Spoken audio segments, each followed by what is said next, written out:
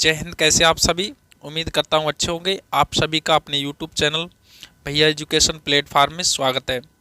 प्रश्न को हम लोग समझ लेते हैं। इसमें कह रहा है कि दो कला संबंधित स्रोतों से उत्पन्न तीव्रता आई की दो प्रकाश तरंगें व्यतिकरण करती हैं। ठीक है। फ्रेंज अदीप्त फ्रेंज की तीव्रता 0 है, दीप्त फ्रेंज की तीव्रता क्या होगी? देखिए बेटा, यहाँ दो प्रकाश तरंगें हैं I1 और I2 तीव्रता की। इनकी तीव्रता I के बराबर है। ठीक है। तो हमारे लिए फार्मूला, एक मुख्य फार्मूला यहाँ पे होता है I बराबर I1 plus I2 plus 2 under root I1 I2 into cos phi. अब हम लोग क्या करेंगे, इसमें वैल्यू रख देंगे, इसमें सारी वैल्यू रख देंगे और अधिकतम के लिए क्या करेंगे, अधिकतम के लिए इस कॉस फाई का वैल्यू 1 के बराबर रखेंगे। कितना रखेंगे? 1। ठीक है। तो अब इसमें मान रख देंगे तो हमें मिल जाएगा आई की जो मैक्सिमम तीव्रता मिलेगी उसका वैल्यू, इसकी जगह आई रखेंगे, इसकी जगह भी आई होगा हमारा, और प्लस 2 अंडर रूट, इसकी जगह भी आई होगा और इसकी जगह भी आई होगा। ठीक है। और इसकी जगह 1 हो गया हमारा, तो मिल जाएगा। इधर से देखिए बेटा, इन्हें ऐड करेंगे तो कितना हो जाएगा? 2i और 2 इसका देखिए स्क्वायर होगा बेटा, इसका क्या निकले, इसका जो है स्क्वायर निकलेगा। यहाँ पे आई स्क्वायर होगा, फिर इसका अंडर रूट है तो बाहर कौन निकल के आएगा? आई निकल के आएगा। तो 2i ये हो गया 2i, तो टोटल हमारा हो गया 4i हो गया। तो अपना बेटा इसका आंसर बिल्कुल जो सही आएगा वो 4i के बराबर हो जाएगा। आई होप ये आप चीज़ें समझ पाएंगे। और देखिए बेटा, इसमें जो फार्मूला आपका लगा है, ये जो सूत्र लगा है आई बराबर कुछ ये है। अगर आप ये भी आपसे पूछा जाता है, अगर आपको ये फार्मूला नहीं पता है कैसे आता है, तो इसका वीडियो आपको चैनल पे मिल जाएगा। तो चलिए अब हम बढ़ते हैं अगले प्रश्न की ओर। तो अगला प्रश्न हम लोग समझ लेते हैं यहाँ पे। तो अगला प्रश्न बेटा हमारा क्या है, यहाँ पे देखिए, इसमें कह रहा है कि किसी परमाणु के आयतन व नाभिक के आयतन की निष्पत्ति की कोट है। मतलब एक परमाणु और उसी परमाणु के नाभिक की आयतन की निष्पत्ति चाहिए। क्या चाहिए बेटा? आयतन की निष्पत्ति। तो देखिए बेटा, जो परमाणु होता है और परमाणु की जो त्रिज्या होती है वो 10 पे पावर माइनस 10 मीटर की कोट की होती है, और ऐसे ही नाभिक की जो त्रिज्या होती है वो 10 पे पावर माइनस 15 मीटर के कोट की होती है। ठीक है बेटा, तो इतना आपको यहाँ पे ध्यान रखना है। अब हम लोग इसे बड़े आराम से कर पाएंगे। देखिए, ऊपर रखना हमें परमाणु का आयतन और नीचे रखना है नाभिक का। और परमाणु नाभिक दोनों कैसे होते हैं? गोलाकार होते हैं बेटा। गोले का आयतन होता है 4/3 पाई आर क्यू। इसकी त्रिज्या मान ली हमने R1, इसका कर लिया हमने Q, और बटे नीचे हमने रख लिया नाभिक का आयतन 4/3 पाई R2 Q। राइट। अब देखो बेटा, 4/3 पाई से 4/3 पाई कैंसिल हो गया। तो अब हमारा यहाँ पे बचा ऊपर R1, तो R1 की हम लोग त्रिज्या यहाँ पे रख देंगे। R1 का मान कितना है? 10 पे पावर माइनस 10, तो यहाँ रखेंगे 10 पे पावर माइनस 10, और इसका कर देंगे Q। ठीक है।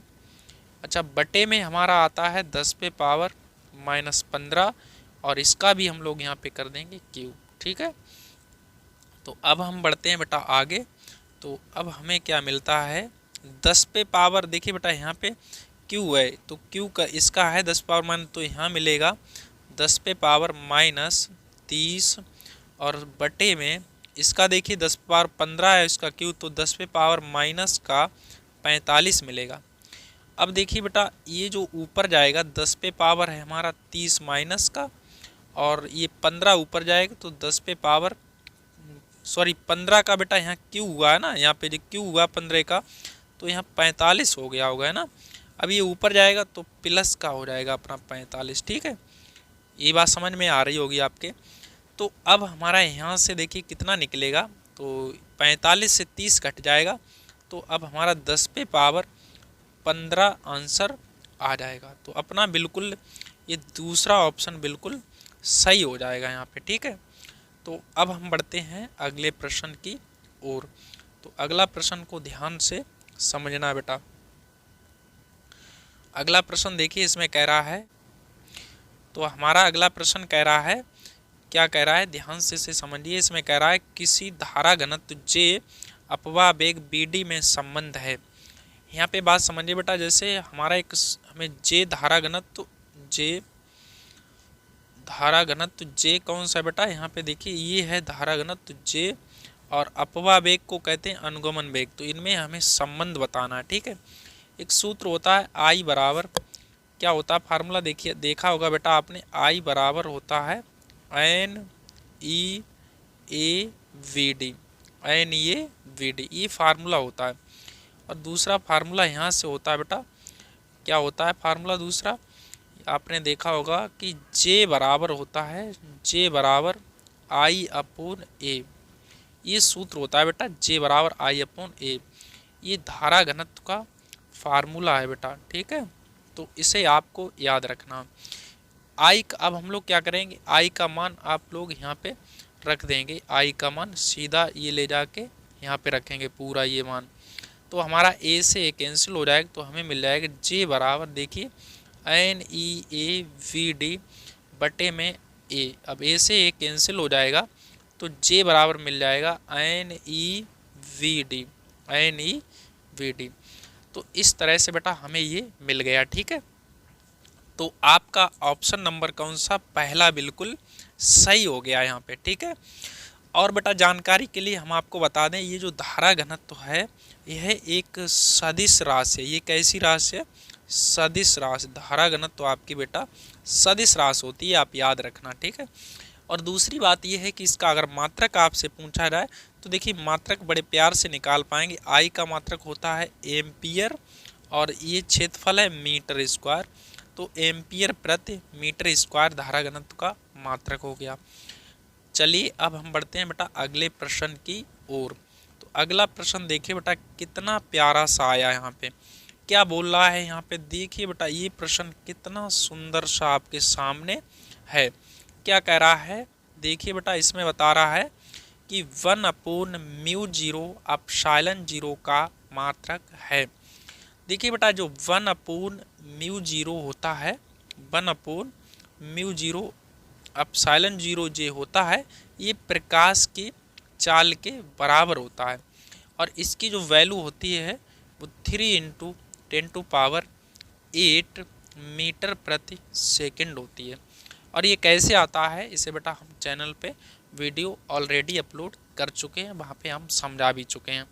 यहाँ पे आप इतना समझिए, ये प्रकाश की चाल के बराबर होता है और इसका मान 3 × 10⁸ होता है और ये प्रकाश की चाल ही होती है बेटा। अच्छा जब चाल होगी तो इसका मात्रक मीटर प्रति सेकंड होगा, तो इस वजह से बेटा हमारा ऑप्शन कौन सा बिल्कुल सही, कौन सा, चौथा ऑप्शन बिल्कुल सही हो जाएगा, ठीक है बेटा। तो इसका आंसर मात्रक क्या होगा, मीटर प्रति सेकंड होगा। कभी कभी बेटा आपको कन्फ्यूज मतलब करने के लिए, मतलब आपको परेशान करने के लिए इस पेपर में ये बिल्कुल कुछ कभी कभी इस तरह से रख देते हैं, इस μ0 एप्सिलॉन 0 पावर -1/2, इसका मान पूछ देंगे, मात्रक पूछ देंगे बेटा, या विमा पूछ, तो ये दोनों एक ही बातें हैं। देखिए जो रूट है इसका मतलब है अंडर रूट का मतलब 1/2 होता है पावर, और इसे ऊपर ले जाते हैं तो इस वजह से माइनस आ जाता है। तो आपको ये भी ध्यान रखना। इसकी विमा की बात करें तो विमा ये बेटा क्या निकलेगा कि देखिए मीटर है, मीटर प्रति सेकंड है, मीटर मतलब लंबाई L में नपती है, सेकंड T में नपता है, तो इसकी विमा LT-1 भी आप विमा भी निकाल सकते हैं। चलिए अब हम बढ़ते हैं प्यारे से क्वेश्चन के साथ, अगले प्रश्न के साथ, ठीक है। तो देखते हैं हम लोग अगला प्रश्न बेटा क्या आता है। तो हम लोग समझते हैं अपने अगले प्रश्न को। यहाँ पे देखिए बेटा हमारा अगला प्रश्न देखिए कितना सुंदर सा आया है ना। क्या कह रहा है कि सबसे बड़ी तरंग दैर्घ्य की विद्युत चुंबकीय तरंग है। देखिए बेटा इससे रिलेटेड प्रश्न को आपको सॉल्व करने के लिए क्या करना पड़ेगा, इसके लिए बेटा आपको एक चीज करिए, आप एक मतलब याद रख लीजिए वर्ड कोड, वो हमने खुद बनाया है आपके लिए। वो फार्मूला देखिए, इसे रसाद px के नाम से आप इसे याद कर सकते हैं, रसाद px। किस तरह से अभी हम आपको समझाते हैं।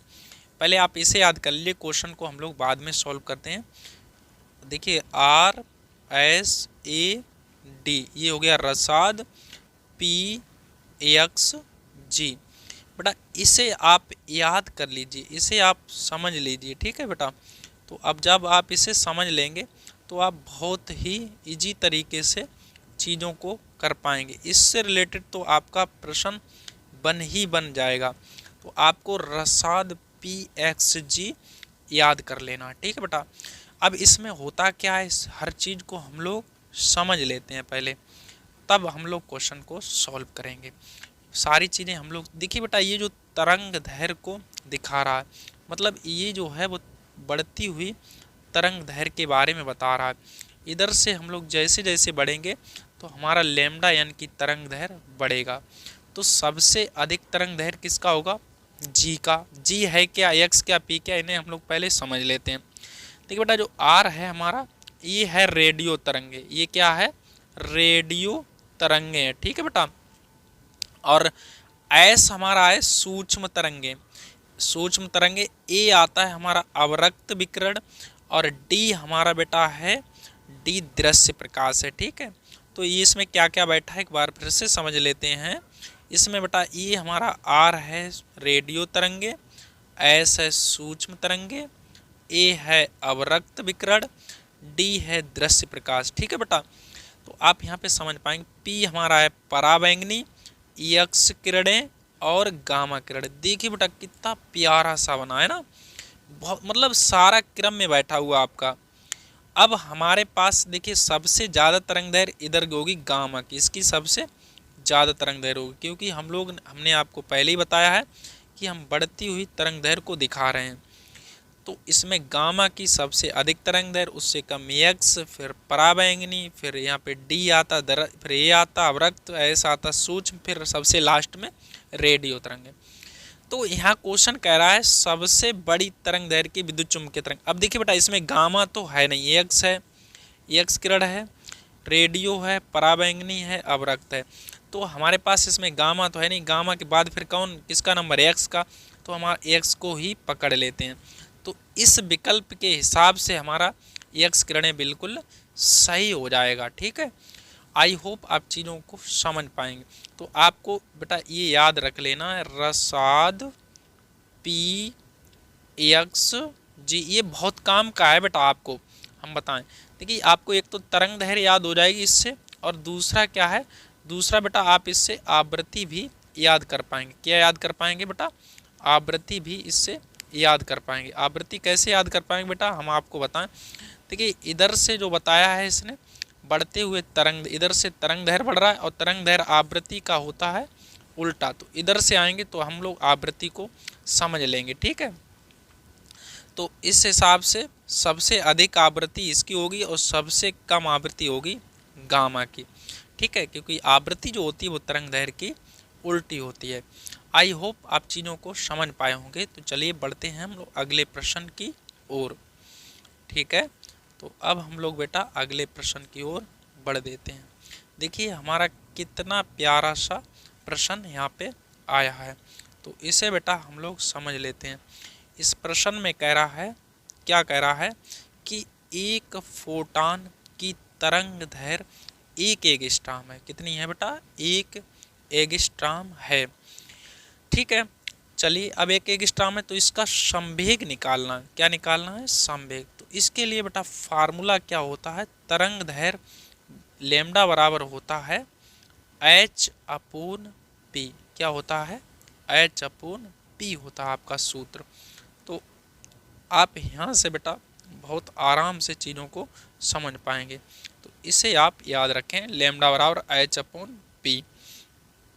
अब देखिए यहाँ पे क्वेश्चन कह रहा है संवेग हमें निकालना, तो इसी सूत्र से हम लोग बेटा क्या करेंगे, आगे बढ़ जाएंगे। तो इसी सूत्र से अगर हमें P का मान निकालना है तो P बराबर मिल जाएगा H/λ, ठीक है। अब हमारे पास तरंग दैर्घ्य का वैल्यू है, यहाँ पे दिया है एक एंगस्ट्रॉम, और एंगस्ट्रॉम को मीटर में बनाओगे तो 10⁻⁻10 मीटर के बराबर हो जाएगा, ठीक है। तो अब इसमें हम लोग बेटा वैल्यू रख देंगे, तो H/P 10 पे पावर -10। अब इन्हें हम लोग जब ऊपर ले जाएंगे तो P बराबर हमें क्या मिल जाएगा, H इंटू 10⁻10। तो इस तरह से हमारा इसमें देखिए बेटा ये तीसरा ऑप्शन बिल्कुल सही हो जाएगा, ये वाला बिल्कुल यहाँ पे सही हो जाएगा। ठीक है, ये कितना लिखा है 10 पे पावर 10 और इंटू H। तो इस तरह से बेटा ये भी आपका प्रश्न बहुत प्यार से निपट गया है। ठीक है, अब हम बढ़ते हैं अगले प्रश्न की ओर। तो देखते हैं हमारा अगला प्रश्न। तो इस देखिए इस प्रश्न कितना प्यारा सा, देखिए अगला प्रश्न हमारा कितना प्यारा सा आया है। इसमें कह रहा है कि एक उत्तल लेंस की फोकस दूरी जो है वो कितनी है, उत्तल लेंस की फोकस दूरी 5 सेंटीमीटर है, इसकी क्षमता होगी। देखिए बेटा इसके लिए सूत्र होता है एफ बराबर, यहाँ कितना दिया इन्हें 5 सेंटीमीटर दिया, इसके लिए फार्मूला होता है पी बराबर 100/F सेंटीमीटर। अगर एफ हमारी सेंटीमीटर में होती है तो इसके लिए ये प्यारा सा फार्मूला आपका बन जाता है। ठीक है बेटा, और इस अगर एफ सेंटीमीटर में होती है, एफ किस में होती है, मीटर में होती है, तो इसके लिए हम लोग क्या करते हैं बेटा, सीधा फार्मूला P बराबर रखते हैं 1/F। तो F अगर हमारी मीटर में है तो ये वाला हम लोग यहाँ पे सूत्र यूज करते हैं। ठीक है, तो यहाँ पे फिलहाल में F हमारी मीटर में तो है नहीं, तो हम इसीलिए क्या करेंगे, इसलिए हम लोग बेटा ये वाला इसमें लगा देंगे। ठीक है, F हमारी सेंटीमीटर में है तो इसलिए हम लोग सीधा P बराबर 100/5, तो इसका हम लोग भाग लगा देंगे तो सीधा आंसर आ जाएगा 20 डायोप्टर, 20 डायोप्टर। तो अपना आंसर तीसरा बिल्कुल सही हो जाएगा। ठीक है, चलिए बढ़ते हैं हम लोग अगले प्रश्न की ओर। बेटा अगला प्रश्न देखिए बेटा कितना मासूम सा प्रश्न आपके सामने है।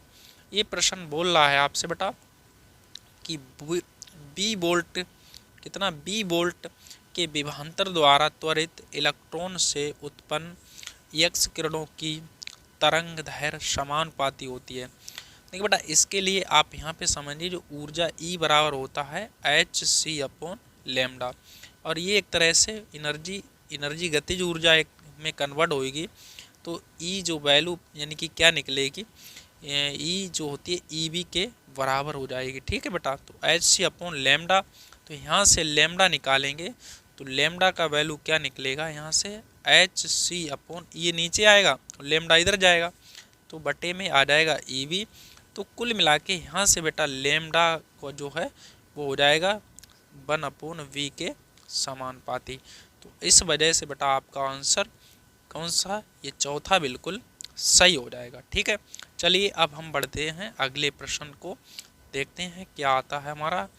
देखिए अगला प्रश्न बेटा कहाँ गया, ये आ गया बेटा। देखिए अगला प्रश्न आपके सामने है, तो समझते रहिए बेटा और बढ़ते रहिए आगे। हर प्रश्न को देखिए, एक से एक शानदार प्रश्न आपके सामने आ रहा है बेटा। क्या कह रहा है आपसे, ध्यान दीजिए बेटा। इसमें कह रहा है विशिष्ट चालकता का मात्रक। विशिष्ट चालकता का मात्रक क्या होता है, पहले तो हम लोग समझ लेते हैं बेटा विशिष्ट चालकता होती क्या है। जो विशिष्ट चालकता होती है इसे सिग्मा से प्रदर्शित करते हैं प्यारे बच्चों। किससे प्रदर्शित करते हैं बेटा, सिग्मा से। स्मॉल सिग्मा जो हमारा होता है उससे प्रदर्शित करते हैं। सिग्मा बराबर होता है 1/ρ, 1/ρ होता है। और रो बेटा क्या होता है, ये रो जो होता है ये विशिष्ट प्रतिरोध होता है। ठीक है, अच्छा विशिष्ट प्रतिरोध का मात्रक तो आपको पता ही होगा, इसका मात्रक पता ही होगा आपको क्या होता है, इसका मात्रक होता है ओम मीटर। ये विशिष्ट प्रतिरोध का मात्रक है और बटे में है 1, तभी तो विशिष्ट चालकता बनेगी। तो ये ऊपर जाएंगे तो इन पे इनवर्स लग जाएगा, तो ओम इनवर्स मीटर इनवर्स। तो इस तरह से बेटा ऑप्शन नंबर 4 बिल्कुल सही हो जाएगा। ठीक है, चलिए अब हम बढ़ते हैं अगले प्रश्न की ओर। तो अगला प्रश्न बेटा हमारा क्या कहेगा उसे भी हम लोग देख लेते हैं। चलिए, तो अगला प्रश्न हमारा कह रहा है, आइए अगले प्रश्न। इसमें कह रहा है कि क्या कह रहा है कि मीटर सेतु में तार किस धातु का बना होता है। तो इसका बेटा ऑप्शन बिल्कुल सही होता है यूरेका या मैंगनीन। जो यूरेका या मैंगनीन होता है बेटा ये मिश्र धातु होता है। क्या होता है? ये मिश्र धातु होता है और ये ताप बढ़ने पर बेटा इसके प्रतिरोध में ज़्यादा डिफरेंस नहीं आता है। ठीक है, तो इस वजह से हम लोग इसका उपयोग करते हैं। तो अब हम बढ़ते हैं अगले प्रश्न की ओर। तो हमारा अगला प्रश्न आता है कि इसमें समझिए बेटा क्या कह रहा है कि 4 डायोप्टर और -2 डायोप्टर क्षमताओं के 2 लेंस संपर्क में रखे गए हैं तो संयुक्त लेंस की फोकस दूरी होगी। किसकी बेटा? संयुक्त लेंस की फोकस दूरी होगी। तो यहाँ पे हमें संयुक्त लेंस की फोकस दूरी निकालनी। तो हमारे पास P1 का मान है 4 डायोप्टर और P2 का मान है 2 डायोप्टर। तो दोनों लेंसों को हमने क्या किया, एक प्लस है तो मतलब इसका मतलब एक उत्तल लेंस होगा, दूसरी की क्षमता माइनस है तो इसका मतलब ये हमारा इस तरह से रखा होगा दूसरा अवतल लेंस। तो इस तरह से ये अब लेंस तैयार होगा तो इसकी हमें बेटा क्षमता यहाँ पे देख लेनी। तो इसकी क्षमता क्या होगी? तो इसकी जो क्षमता निकल के आएगी P बराबर P1 प्लस P2। तो P बराबर P1 का मान है 4 प्लस का, ये है माइनस का 2, ये माइनस का 2, P बराबर निकलेगा 2, प्लस का निकलेगा। ठीक है, तो ये जो संयुक्त क्या निकले आई? क्षमता निकले आई। लेकिन हमें चाहिए बेटा क्या? हमें चाहिए फोकस दूरी। तो हम लोग जानते हैं F बराबर 100/P। अभी हमने पढ़ा था P बराबर 100/F, तो F यहाँ चला है, P यहाँ वही फार्मूला है। ठीक है बेटा, तो सेंटीमीटर में यहाँ पे आंसर आएगा क्योंकि हमने 100 ऊपर रख लिए। तो अब हम लोग सीधा इसमें वैल्यू डाल देते हैं 100 इसका मान क्या है P का 2, इससे जब काटेंगे तो 50 अपन का आंसर आ जाएगा। तो अपना बेटा 50 सेंटीमीटर बिल्कुल सही हो जाएगा। बढ़ते हैं हम लोग अगले प्यारे से प्रश्न की ओर। आहा देखिए बेटा दिल खुश कर दिया इसने। क्या कह रहा है कि सूर्य की विकिरण ऊर्जा कितनी है? सूर्य की विकिरण ऊर्जा स्रोत है। क्या बोल रहा है? सूर्य की विकिरण ऊर्जा का स्रोत है। कहने का मतलब बेटा इसका ये है कि जो सूर्य से एनर्जी आती है वो कहाँ से आती है, किस अभिक्रिया द्वारा आती है।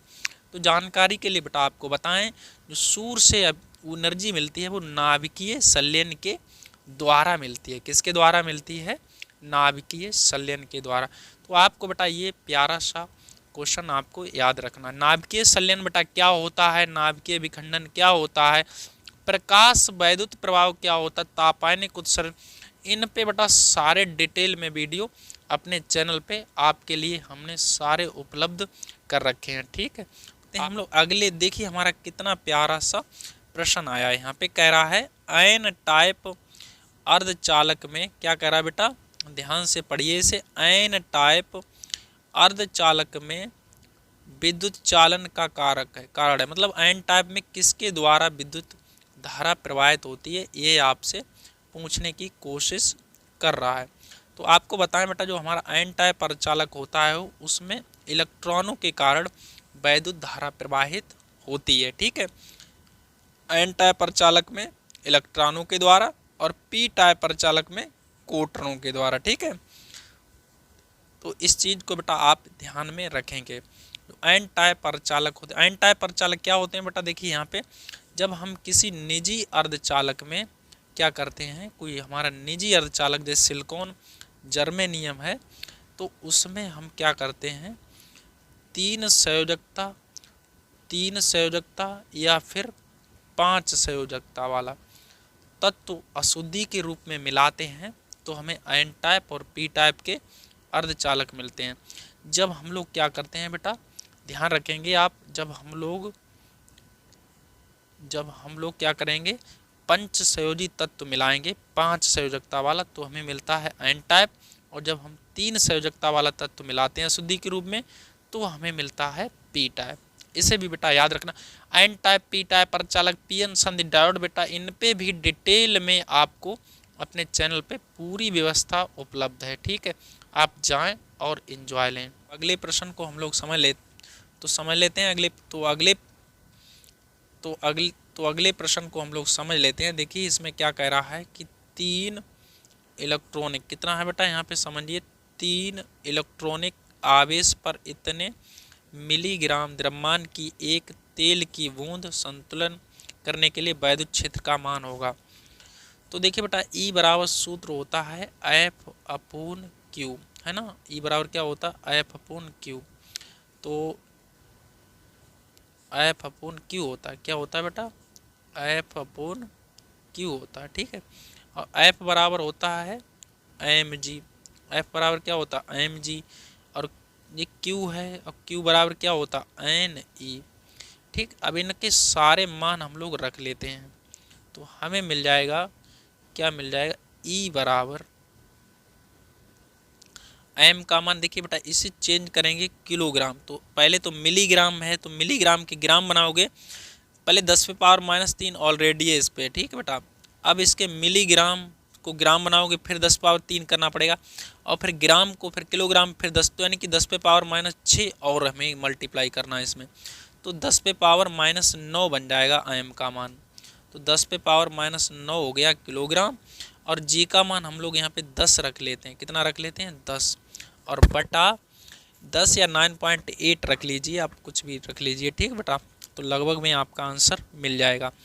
अब यहाँ बता रहा है एन का मान, देखिए बेटा यहाँ दे रहा है 3 और गुणे ई का मान 1.6 10⁻⁻19, ठीक है।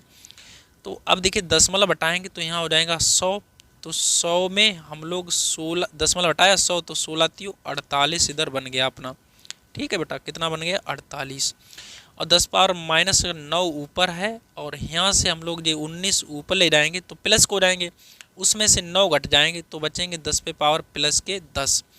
48 का भाग लगाओगे, 48 दूना 96, तो लगभग 2 बार कुछ जाएगा, तो इसमें से अपना बेटा ऑप्शन इसी में 2 आ रहा है स्टार्टिंग में, ठीक है। तो यही आपका बिल्कुल सही चला जाएगा, ठीक है। चलिए अब हम बढ़ते हैं अगले प्रश्न की ओर।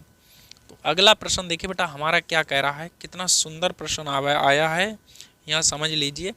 आपको ये तो बेटा पता भी होना चाहिए कि आवेश का खोखला गोला वैद्युत क्षेत्र उत्पन्न नहीं करता है। कोई बेटा आवेशित गोला है और वह खोखला है, कहाँ पर वैद्युत क्षेत्र उत्पन्न नहीं करेगा, 2 मीटर की दूरी पर, किसी बाहरी बिंदु पर, 5 से अधिक दूरी पर, नहीं। इनमें से बेटा ऑप्शन आपका पहला सही होगा।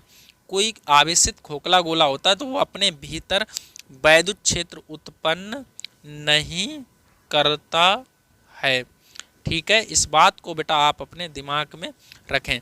तो चलिए बढ़ते हैं हम लोग अगले प्रश्न की ओर। अगला प्रश्न हमारा क्या है, ध्यान से समझिए बेटा। अगले प्रश्न को बता रहा है फोटॉन का गतिक द्रव्यमान का सूत्र है। फोटॉन का गतिक द्रव्यमान बेटा यहाँ पे जो हमारा लैम्डा बराबर सूत्र होता है, लैम्डा बराबर होता है H/P। P हमारा संवेग होता है, वहीं से ये आया है। तो H बराबर हम लोग लैम्डा बराबर लिख देंगे H/mb, क्या लिख देंगे mb, जहाँ वेग होता है b, और बेटा कोई भी फोटॉन जो होता है वो प्रकाश की वेग से गति करता है, तो v जो होगा वो c के बराबर हो जाएगा। तो यहाँ से लैम्डा बराबर H/mc, तो m हमारा क्या है, m इधर आ जाएगा क्योंकि m निकालना, और लैम्डा चला आएगा नीचे, तो m का वैल्यू मिल जाएगा H/c लैम्डा। तो इस तरह से बेटा अपना प्यारा सा फार्मूला कौन सा निकल के आएगा बच्चा, ध्यान से दीजिए आप। आपको ये देखिए हमारा निकला m बराबर H/c लैम्डा, कहीं दिख रहा H/c लैम्डा, यही हमारा दूसरा बिल्कुल सही है बेटा, ठीक है। तो ये थोड़ा सा दब गया, आपको दिख नहीं रहा होगा, तो हम आपको हटा के दिखाते। देखिए यही बिल्कुल सही आपका दूसरा वाला ही बिल्कुल बेटा। अगला क्वेश्चन देखते हैं बेटा। ये प्रश्न आप अक्सर गलत करके आते, इसमें कह रहा है E बराबर 0 वाले वैद्युत विभव में जो R है के साथ परिवर्तन होगा, है ना। तो इसमें R के साथ बेटा परिवर्तन की बात कर रहा है। इसमें कौन सा, आप कोई ना कोई सोते इसमें बेटा चूज कर ही आते, या तो ये या ये मार देते या ये मार देते, कोई ना कोई सो तो आप लगा ही देते, फिर हो जाता आपका गलत। तो इसका ऑप्शन बिल्कुल सही होगा ये चौथा, ठीक है बेटा। तो इसका आपका चौथा ऑप्शन बिल्कुल सही जाएगा, ठीक है। तो आप याद रखेंगे इस चौथे ऑप्शन को। इसमें क्या होता है बेटा, ये जो आपका चौथा ऑप्शन है ये बिल्कुल सही है यहाँ पे, ठीक है। तो इसमें क्या होता है, जब ई का मान क्या होता है बेटा, ई का मान 0 होता है, जब ई का मान 0 होता है तो ऐसी स्थिति में क्या होता है, ई 0 होता है तो बी नियत रहता है हमारा, बी कैसा रहता है, नियत रहता। कैसे नियत रहता है, देखो बेटा d b upon d x जो होता है वो ई के बराबर होता है, और ई है 0 तो ये 0 में चला गया तो डी बी बराबर हो गया 0, यानी कि विभव में परिवर्तन नहीं हो रहा है। विभव में परिवर्तन नहीं हो रहा का मतलब है बी नियत है, परिवर्तन नहीं हो रहा तो जैसा है वैसा ही है यहाँ पे। आई होप आप चीज़ों को समझ पाए होंगे। चलिए बढ़ते हैं हम लोग अगले प्यारे से क्वेश्चन की ओर। क्या कह रहा है बेटा इसमें समझिए, हमारा प्यारा सा क्वेश्चन कह रहा है हाइड्रोजन परमाणु के मूल ऊर्जा स्तर में, मूल ऊर्जा स्तर इलेक्ट्रॉन का कोणीय संवेग है। बेटा बोहर ने बोला है कि किसी परमाणु में इलेक्ट्रॉन का जो कोणीय संवेग होता है वो क्या होता है, h/2π का पूर्ण गुणक होता है। ठीक है, अगर वो nवीं कक्षा में गति करेगा तो nवीं कक्षा के लिए इसमें n का मल्टीप्लाई हो जाएगा, तो nवीं कक्षा के लिए क्या हो जाएगा, nवीं कक्षा के लिए n/2π हो जाएगा। अब उसने मूल की बात करी तो n का मान 1 रख देंगे तो इसलिए क्या मिलेगा, h/2π मिलेगा। तो इस वजह से बेटा हमारा ऑप्शन इसमें कौन हो गया, h/2π हो। चलिए बढ़ते हैं हम लोग अगले प्रश्न की ओर। तो अगला प्रश्न हमारा बेटा देखिए प्यारा सा प्रश्न आया है, इसे हमें थोड़ा सा सॉल्व करने में हल्का सा हमें टाइम लगेगा। क्या कह रहा है कि एक इलेक्ट्रॉन बी मतलब जो है वो 500 वोल्ट के विभवांतर से त्वरित किया जाता है, इलेक्ट्रॉन की चाल हो गई, इलेक्ट्रॉन क्या पूछी, चाल। देखिए बेटा बी बराबर हमें दिया है 500, कितना दिया है, 500 वोल्ट दिया है।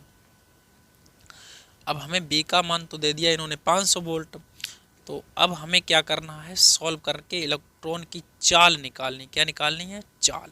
तो हम चाल कैसे निकालेंगे बेटा, यहाँ समझिए सूत्र होता है के बराबर ई बी होता है। ठीक बेटा, के बराबर ई बी होता है। तो अब हम लोग इसमें क्या करेंगे, सॉल्व करेंगे इसे। तो के का मान 1/2 mv² बराबर ई बी। ठीक, तो यहाँ से बेटा b का मान निकलेगा आपका, ये 2 गुणा में जाएंगे 2EB और m कहाँ आएगा, m आएगा आपका भाग में, और स्क्वायर था b पे तो इस वजह से इधर चढ़ गया अंडर रूट। तो ये आपका मुख्य फार्मूला निकल के आया। अब सारी वैल्यू इसमें बेटा जब रखोगे, अब सॉल्व करोगे तो ये हम आपको होमवर्क में दे रहे हैं, और सॉल्व करके आप इसका आंसर निकालना। b का मान आप कितना रखना, 500 रखना, और ई का मान रखना 1.6 10⁻19, एम का मान 9 रख लेना आप, तो आसानी से निकल आएगा। हम आपको बताएं दशमलव हटा देना, यहाँ से 16 के निकलेंगे 4, 16 के बाहर निकाल लेना 4, और 9 के बाहर निकाल लेना 3 रूट से, तो 16 के 4, 9 के निकलेंगे 3, और पावरें बचेंगी इस पर 14, 14 की निकलेंगी 7। तो जब इसमें बेटा भाग लगाओगे तो आपका ये आंसर बिल्कुल सही जाएगा। ठीक है, तो आप इसे खुद करना, हम इसे आपको होमवर्क के रूप में दे रहे हैं। चलिए अब हम बढ़ते हैं अगले प्रश्न की ओर। चलिए अब हम बढ़ेंगे अगले प्रश्न को, और इसमें कह रहा है, ध्यान समझिए क्या कह रहा है कि धारतीय परपथ में धारा विभवांतर के होती है। देखिए बेटा धारतीय परपथ होता है तो उसमें धारा अग्रगामी होती है वोल्टेज से। कितनी अग्रगामी होती है, इसकी π/2, कितना अग्रगामी होती है, π/2। ठीक है, तो इसमें केवल जब प्रतिरोध जुड़ा होता है परपथ में, प्रतिरोध जुड़ा होता है तो उसमें दोनों समान कलाम होंगे, और जब के एल जुड़ा होता है परपथ में तो क्या होता है, तो पश्चगामी होती है धारा। तो इन सारी चीज़ों को बेटा आप ध्यान में रखेंगे। चलिए अब हम बढ़ते हैं अगले प्रश्न की ओर। तो अगला प्रश्न हमारा क्या है, इसे समझिए, देखिए कितना प्यारा सा प्रश्न निकल के आया। कह रहा है आकाश का रंग नीला होता है। किसका बेटा, आकाश का रंग नीला बता रहा। तो यहाँ समझिए आकाश का रंग नीला, तो आकाश का रंग नीला क्यों होता है, बताइए बेटा, ये तो आपने पढ़ा होगा। आकाश का रंग नीला क्यों होता है, किसके कारण होता है, इसका बेटा ऑप्शन होता है आपका सही जाएगा प्रकीर्णन के कारण। कौन सही जाएगा, प्रकीर्णन के कारण।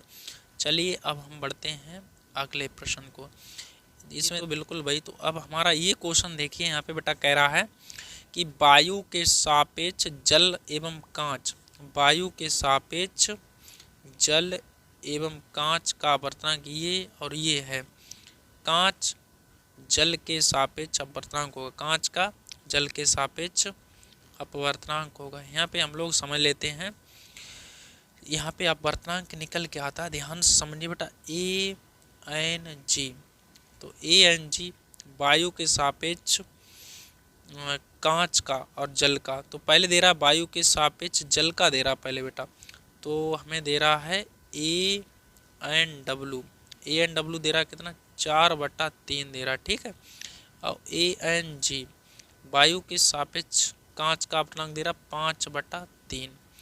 तो अब हमें पूछा क्या है इसने, हमें पूछा है इसने कि कांच का जल के सापेक्ष अपवर्तनांक, तो कांच का यानी कि जल के सापेक्ष पूछा, तो जल इधर करेंगे, कांच इधर करेंगे। देखिए बेटा यहाँ वायु के सापेक्ष हुआ जल, ये वायु के सापेक्ष हुआ कांच, जिसके सापेक्ष होता वो इधर रखते हैं और जिसका होता वो इधर, तो हमारा जल के सापेक्ष है किसका, कांच का। अब इसमें बेटा समझिए यहाँ पे जिसके सापेक्ष होगा वो फार्मूले में नीचे जाएगा, तो ANW जाएगा नीचे और ANG जाएगा ऊपर यहाँ पे आपका। तो दोनों की वैल्यू आप रख दीजिए, आपका आंसर आ जाएगा। तो ANG जाता है आपका ऊपर, तो 5/3 ऊपर और 4/3 नीचे, तो ये इससे कैंसिल हो जाएगा, तो आंसर आएगा 5/4। तो ये आपका बिल्कुल सही हो जाएगा, ठीक है। चलिए बढ़ते हैं हम लोग अगले प्रश्न की ओर। तो अगला प्रश्न हमारा बेटा क्या है, यहाँ पे समझ लेते हैं। इसमें कह रहा है, देखिए बेटा कितना मासूम सा प्रश्न आया, बहुत अच्छा प्रश्न है। कह रहा है कि किसी विद्युत चुम्बकीय तरंग में वैद्युत क्षेत्र का आयाम 5 वोल्ट है, चुम्बकीय क्षेत्र का आयाम ज्ञात कीजिए। तो बेटा यहाँ पे कहानी कुछ ऐसी होती है, ये जो एक सूत्र होता है C बराबर E/B, C बराबर क्या होता है, E/B होता है बेटा सूत्र। तो इस फार्मूले को आप याद कर लें, इसी सूत्र से हम लोग निकाल लेंगे। अब हमें E का मान ये दिया है, किसका दिया बेटा, E का मान। अब हमें पूछा किसका, B का पूछा, तो B भेज देते इधर और C नीचे ले आते। C है हमारी प्रकाश की चाल, तो यहाँ से B बराबर मिलेगा E/C, ठीक है बेटा। अब इसमें सारी वैल्यू हम लोग रख लेते हैं, तो हमें मिल जाएगा V बराबर, E का मान हमारे पास कितना है 5 बटा C का मान है 3 × 10⁸, ठीक है बेटा। अब इसका हम लोग भाग लगा देंगे 3 का, तो 3 का जब हम भाग लगाएंगे तो हमें क्या मिल जाएगा, इसमें 3 का पहले एक बार जाएगा, फिर 6 बार, 3 6 18 ऐसे जाता रहेगा, तो 6 बार फिर 6 बार, तो हम यहाँ पे 7 कर लेंगे। कितने कर लेंगे बेटा, सार्थक अंक से बढ़ा लेंगे एक पावर। अब ये माइनस के ऊपर जाएंगे 8 हो जाएंगे, तो अपना आंसर ये बिल्कुल सही हो जाएगा। ये नहीं, कौन से, ये वाला 8 वाला बिल्कुल, ये वाला बिल्कुल सही होगा, ठीक है बेटा, ध्यान रखना है इसे। तो इन्होंने थोड़ा ही डिफरेंस इसमें करके दिया, पावर को भी ध्यान में देखना, तो आपका दूसरा ऑप्शन बिल्कुल सही होगा यहाँ पे, ठीक। चलिए अब हम बढ़ते हैं अगले प्रश्न की ओर। तो अगला प्रश्न हमसे बेटा कह रहा है कि हाइड्रोजन नाभिक की बंधन ऊर्जा है। देखिए बेटा जो हाइड्रोजन नाभिक की बंधन ऊर्जा होती है, इसे आप याद रखेंगे, ये जो आपका ऑप्शन नंबर तीसरा है ये बिल्कुल सही है, ठीक है। चलिए अब हम बढ़ते हैं अगले प्रश्न की ओर। इसमें कह रहा है लेंज का नियम किसके संरक्षण के अनुरूप होता है, यानी कि लेंज का नियम किसके संरक्षण की व्याख्या करता है। तो बेटा ये ऊर्जा के संरक्षण की व्याख्या करता है, तो ये भी आपका यहाँ पे सही हो गया। तो आपका यहाँ पे ध्यान रखेंगे, ये ऊर्जा के संरक्षण की व्याख्या बिल्कुल सही हो जाएगा। बढ़ते हैं हम लोग अगले प्रश्न की ओर। तो हमारा अगला प्रश्न बेटा है, कह रहा है यदि किसी कण का संवेग दोगुना कर दिया जाए, कितना कर दिया जाए, दोगुना, संवेग है ना, संवेग दोगुना कर दिया जाए तो तरंग दैर्घ्य होगी कितने गुना होगी बेटा, या बदलेगी, क्या रहेगी, ये रहेगी, ये रहेगी, तो हमें बताना बेटा। देखिए बेटा यहाँ से सूत्र हमने बताया लैम्डा बराबर होता H/P। अब P को दोगुना कर दें, मतलब यहाँ 2 आ जाएं, तो जब 2 नीचे आ जाएंगे तो सीधा सा हमारा तरंग दैर्घ्य वो उस पर एकदम आधी हो जाए कि नहीं हो जाएगी। देखिए बेटा पहले हमारी समझिए यहाँ पे बात को थोड़ा सा, कि हमारी लैम्डा जो है वो क्या है, एच बटा पी है। लेमडा बराबर क्या है, एच बटा पी है। अब हम पी की जगह 2p रख रहे हैं, तो मतलब 2 का और भाग लग रहा है। भाग लगने का मतलब क्या है, आधी हो रही। तो इस वजह से हमारा आंसर चौथा बिल्कुल सही हो जाएगा। ठीक है, तो अगला प्रश्न हमारा कह रहा है कि एक ईवी यानी कि 1 इलेक्ट्रॉन वोल्ट किसके बराबर होता है। तो बेटा 1 इलेक्ट्रॉन वोल्ट जो होता है वो 1.6 इंटू 10⁻19 जूल के बराबर होता है। ठीक है, तो इसे भी आपको ध्यान में रखना है। आई होप आपको वीडियो पसंद आया तो लाइक करिए और दोस्तों में शेयर करिए। चलिए मिलते हैं अगले वीडियो में, तब तक के लिए अपना ख्याल रखिए। धन्यवाद।